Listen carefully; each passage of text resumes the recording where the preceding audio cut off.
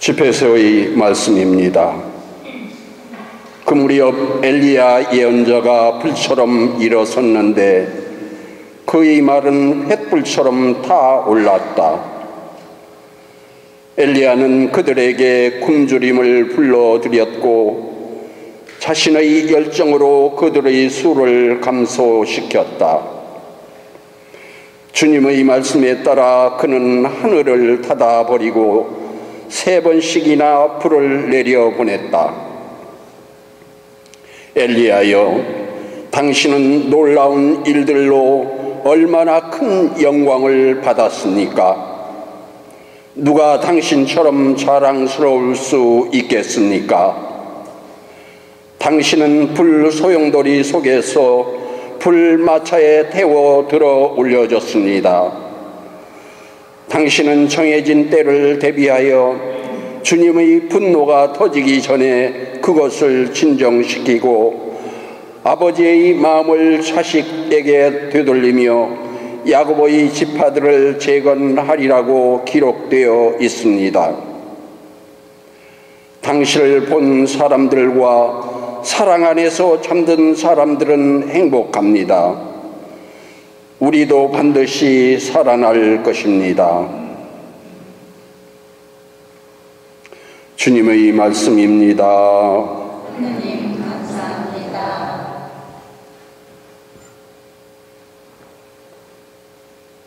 하느님, 저희를 다시 일으켜 주소서. 당신은 불을 비추소서. 저희가 구원내리이다. 하나님, 저희를 다시 일으켜 주소서. 당신은 불을 비추소서. 저희가 구원내리이다. 이스라엘의 목자시여, 귀를 기울이소서. 거룩들 위에 좌장하신 분, 왕체와 함께 나타나소서. 당신 권능을 떨치시어 저희를 도우소서. 하나님, 저희를 다시 일으켜 주소서. 당신은 불을 비추소서. 저희가 구원내리이다. 만군의 하느님, 어서 돌아오소서. 하늘에서 그것을 떼시고 이 포도나무를 찾아오소서.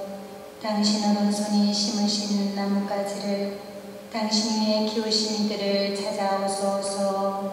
하나님, 저희를 다시 일으켜 주소서. 당신은 불을 비추소서. 저희가 구원내리이다. 당신 오른쪽에 있는 사람에게 당신이 위에 키우신 인간의 이들에게 손을 얹으소서. 저희는 당신을 떠나지 않으리이다. 저희를 살려주소서. 당신 이름을 부르리이다. 하나님, 저희를 다시 일으켜 주소서. 당신은 불을 비추소서. 저희가 구원내리이다. 할렐루야. 할렐루야. 너희는 주님의 길을 마련하여라. 그분의 길을 굳게 내어라. 모든 사람이 하느님의 구원을 보리라. 할렐루야. 주님께서 여러분과 함께 마태오가 전하는 흑한 복음입니다.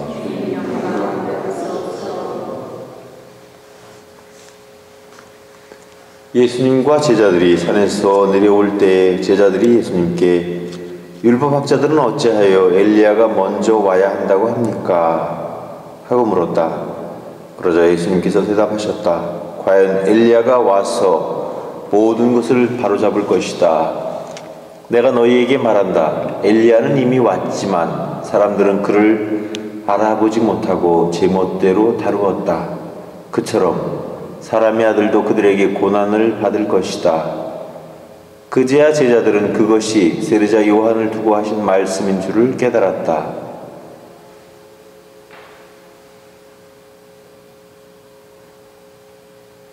주님의 말씀입니다.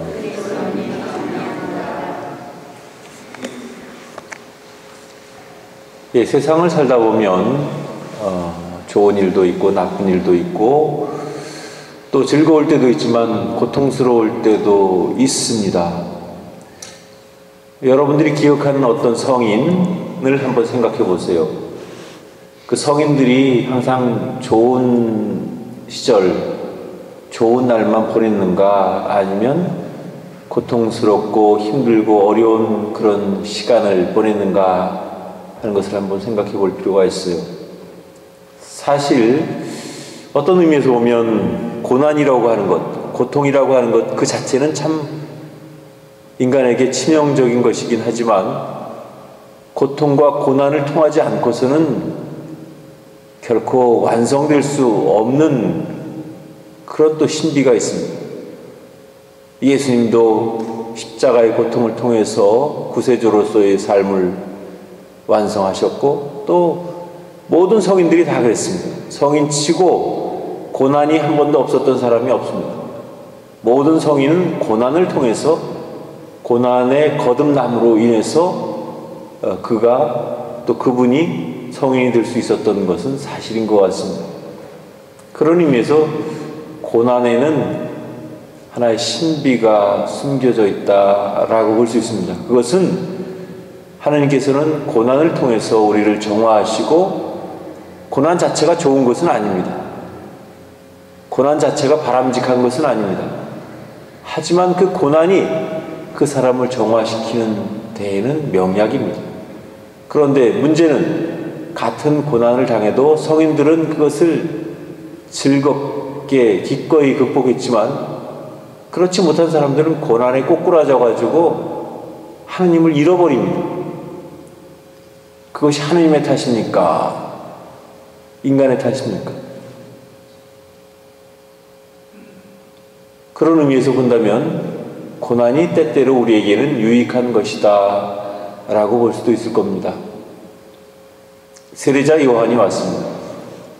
세례자 요한이 와서 회개를 선포하고 사람들에게 물로 세례를 베풀었고 그래서 메시아 오시는 것을 준비시켰습니다.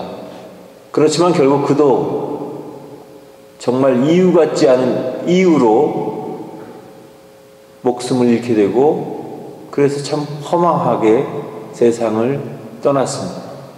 세상의 견지에서 보면 참 불행한 사람이고 허망한 사람입니다. 그렇지만 예수님께서는 그를 오시기로 되어 있던 엘리야라고 그렇게 칭찬을 하십니다.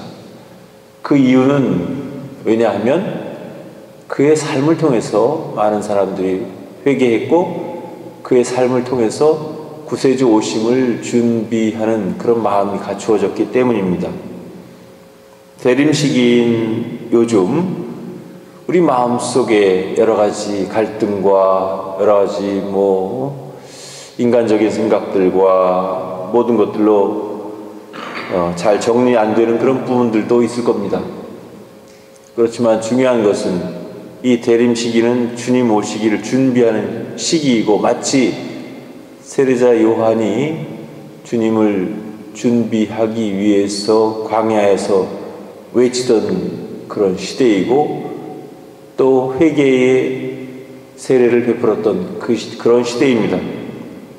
우리가 지난 1년을 되돌아보면서 우리 안에 인간적인 욕망과 또 인간적인 그런 잘못으로 인해서 나에 의해서 저질러졌던 그런 많은 잘못들에 대해서 스스로 되돌아보면서 반성하고 내가 과연 주님의 자녀로서 나에게 어떤 고난이 닥치더라도 그 고난을 잘 극복할 수 있는 용기와 또 그런 믿음이 나에게 있는지 살펴보고 우리에게 부족함이 있다면 그 부족함은 하느님 나라에 들어가기에도 부족함이 될지도 모르겠습니다. 그런 의미에서 우리는 주님의 나라를 기억하면서 또 특별히 성탄을 기해서 오실 아기 예수님을 나의 순수하고 순진한 마음으로 그 예수님을 기쁘게 맞이할 수 있도록 내적인 준비를 잘 갖추고 또 회개와 보속과 또 절제와 선행으로서 오시는 예수님을 잘 맞이할 수 있도록 준비 단단히 하시기를 바랍니다.